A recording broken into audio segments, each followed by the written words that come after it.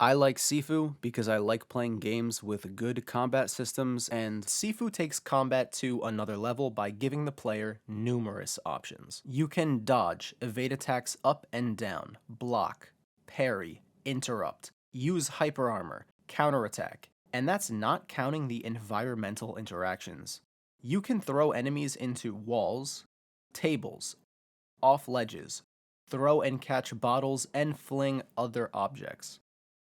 Then there's combo strings, special move inputs, focus attacks, and weapons that you can find scattered throughout the levels or forcibly take from enemies. And the weapons are pretty cool. There's a staff, baseball bat, and a knife, each with its own moveset, combos, focus attacks, and special moves that can have different properties based on the weapon. My favorite example of this is the move Charged Backfist. When barehanded, this move can be used to interrupt an opponent's attack, but when you're using a knife, the move is an instant kill, but at the cost of destroying your knife. I think the best part of this game is that it gives you a ton of options to use during combat, but doesn't force you to use certain attacks or combo strings on specific enemies. You can use whatever combos or command inputs on whatever enemies you want. This makes you feel empowered as the player.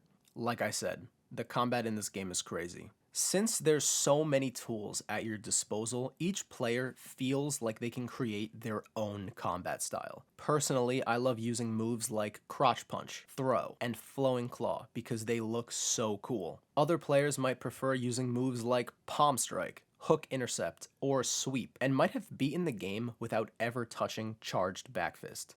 I love that about this game. The combat is amplified by how cool the takedowns and animations are, and the art design and music really add to the stylish feel of this game. Now, a lot of games like to talk about their replayability and how many hours their game is, but Sifu is different. There's a lot you can do in this game. First off, you can just beat the game normally. Then you can try and beat every level at the lowest age possible to try and beat it under age 25 for the achievement. Then you can go for challenge runs like beat the game without dying, beat the game without dying as an elderly person. Beating the game with no shortcuts was my favorite way to play before the most recent update. And then starting a new game and trying to beat it without dying. Now, what makes these runs pretty feasible is that the game only has 5 levels and can be beaten pretty quickly after you have some experience with the levels and bosses. Just look at the speedrun times for this game. So far, I've completed this game a bunch and had the most fun doing a ton of challenge runs. Then I put hundreds of hours into Elden Ring,